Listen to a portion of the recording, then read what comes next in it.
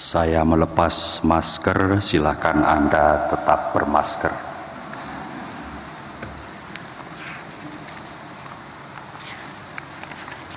Saya pernah menjadi bidel di seminari menengah maupun di seminari tinggi. Bidel itu ketuanya para seminaris atau ketuanya para frater kalau di seminari tinggi. Bukan ketua senat mahasiswa, tetapi lebih koordinator rumah yang memastikan bahwa dinamika kehidupan sehari-hari di rumah dari pagi sampai malam sesuai dengan tuntutan, peraturan, dan tuntutan kehidupan seorang yang terpanggil. Ada kalanya menjadi bidel itu sebagai penyambung suara frater, tetapi juga perpanjangan tangan staf. Dan disitulah seringkali ada konflik kepentingan, tetapi juga tekanan batin yang tidak mudah dijalankan. Saya pernah menegur beberapa orang untuk konsisten pada jadwal aturan kehidupan harian di rumah, di seminari. Dan setelah itu berbulan-bulan saya tidak dicakapi, tidak diajak berbicara atau dijotai. Bahkan ada yang sampai tamat relasi kami tidak kunjung membaik. Menegur seseorang untuk kebenaran bukan perkara mudah. Kita membutuhkan keberanian, apalagi kalau yang ditegur itu orang yang lebih besar, dalam banyak pengertian lebih besar, bisa lebih senior, lebih pandai, lebih merasa saleh, tidak merasa bersalah, dan seterusnya. Apalagi kalau yang ditegur itu suatu kelompok, satu grup, satu rombongan anggota dewan kongregasi misalnya, atau kelompok partai, dan lain-lain. Ya, kalau kelompok orang menganggap teguran itu sebagai wujud kasih, sebagai kritik yang membangun, sehingga mereka mau membuka hati dan menerima dengan sukacita. Jika tidak mau terima, kalau bukan hanya telinga orang itu yang merah, tetapi hatinya juga bahkan panas, bisa-bisa pihak yang menegur akan mendapat masalah, mulai dari dianggap ikut campur urusan pribadi orang lain, dianggap menentang atau menantang, hingga menimbulkan dendam yang berbuntut panjang.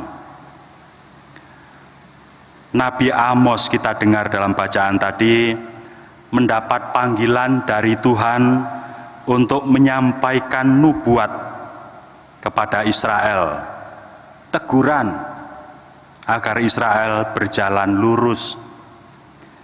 Namun nubuatan dari Tuhan itu ditolak oleh Amasya, imam. Hal ini terjadi lantaran Amos menyampaikan nubuatan yang merinci kesalahan dan hukuman yang akan diterima oleh Israel jika tidak memperbaiki kesalahan. Amos dipandang melawan raja dan melawan bangsa Israel. Namun kesimpulan Amasya tidak menyurutkan niat Amos menjalankan tugasnya. Amos tetap menyampaikan berita itu sekalipun dia ditolak, karena dia tidak memiliki kepentingan apa-apa terhadap siapapun. Amos hanya mentaati perintah Tuhan yang mengutusnya ke Israel. Dia tidak hendak melawan raja dan bangsa Israel. Dia tidak mencari makan atau upah melalui nubuatannya, berbeda dengan Amasya yang imam resmi, formal, imam istana yang hidupnya dari menjalankan imamatnya itu untuk kepentingan raja. Lagi pula Amos tetap menjadi seorang gembala dan seorang pemungut buah ara, tidak berniat menjadi seorang nabi profesional yang bernubuat di istana raja untuk mendapatkan dukungan finansial dari kerajaan. Beratnya resiko yang harus dihadapi tidak membuat Amos mundur dari tugas perutusannya, karena ia memiliki keteguhan hati untuk tunduk hanya kepada Tuhan. Panggilan Amos mengingatkan kita untuk berlaku sebagai nabi dan nabiah di masa kini, rela melepaskan segala kepentingan diri demi menyuarakan kebenaran Tuhan. Amos taat kepada Tuhan untuk keluar dari kehidupannya, kehidupan yang nyaman sebagai gembala dan pemungut buah ara, juga sebagai petani, sebagai peternak. Dia keluar dari zona nyaman itu menjadi nabi untuk menegur, mengingatkan orang lain yang berisiko terhadap hidupnya sendiri. Karena dia percaya bahwa pekerjaan Tuhan dilakukan oleh Tuhan sendiri, maka dia berangkat untuk memenuhi panggilan Tuhan. Bukan tugas mudah bagi Amos untuk memberitakan kebenaran di tengah-tengah umatnya. Kerajaan utara sedang menikmati kedamaian, keamanan, dan kemakmuran secara materi. Mereka memiliki rumah dari batu pahat yang mahal. Ada yang memiliki perabot mewah berhiaskan gading dan minuman anggur dari kebun anggur yang baik. Amos 3 ayat 15, juga bab 5 ayat 11. Mereka kaya, tetapi mengumpulkan dengan cara yang tidak jujur.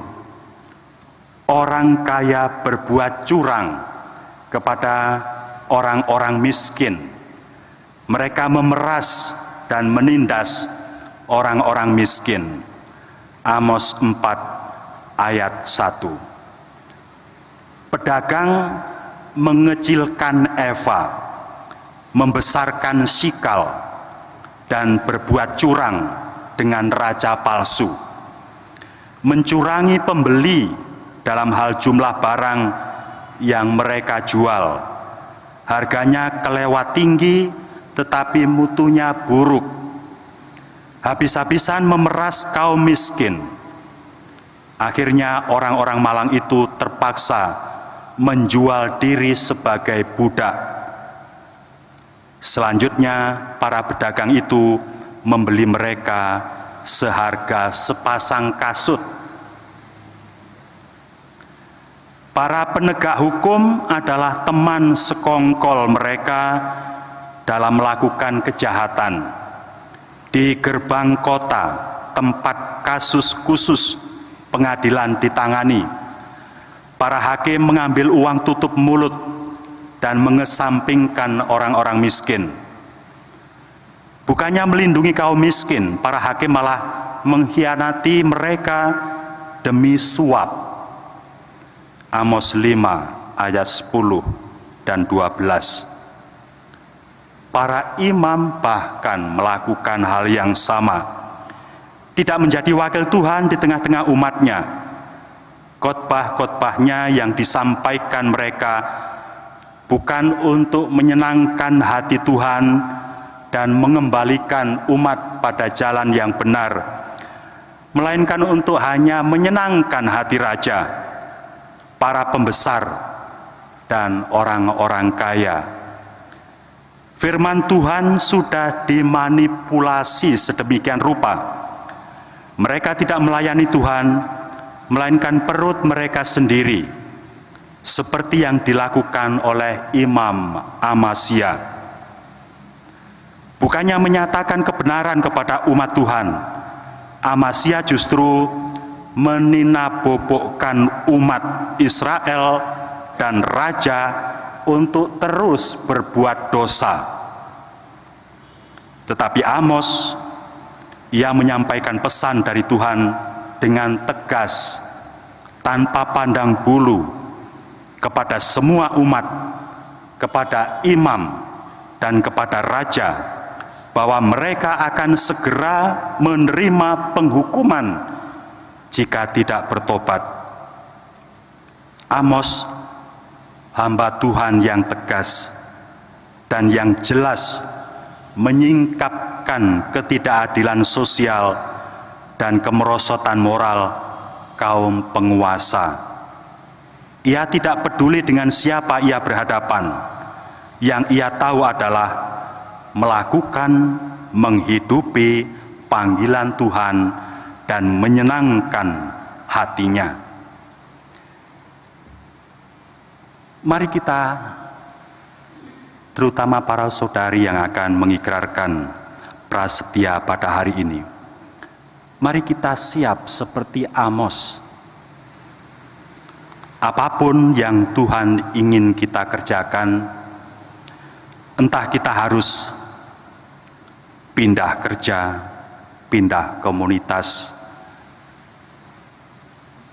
kehilangan rekan yang baik yang selama ini bersama-sama hidup satu komunitas dengan saling mengerti. Mari kita lepaskan mimpi-mimpi diri kita pribadi demi melakukan kehendak Allah. Sebab salah satu ciri dari orang yang percaya adalah taat kepada Tuhan. Selalu berkata ya kepada Tuhan, bukan kepada diri sendiri, bukan kepada hawa nafsu duniawi, kepada cita-cita kosong, cita-cita pribadi, kepada kebanggaan diri, dan lain sebagainya. Dari ketaatan itu nampak jugalah kualitas iman Amos kepada Tuhan. Hanya dengan iman, seseorang dapat mengerti jalan-jalannya yang seringkali tidak bisa kita pahami dan tidak bisa kita selami, dan pikiran-pikirannya yang tak terukur. Inilah kualitas terbaik dari hidup orang yang percaya, rela melepaskan yang perlu dilepaskan demi setia kepada Tuhan. Amos adalah orang pilihan Tuhan yang imannya kuat. Seperti Anda juga, saya berharap, adalah juga orang pilihan Allah.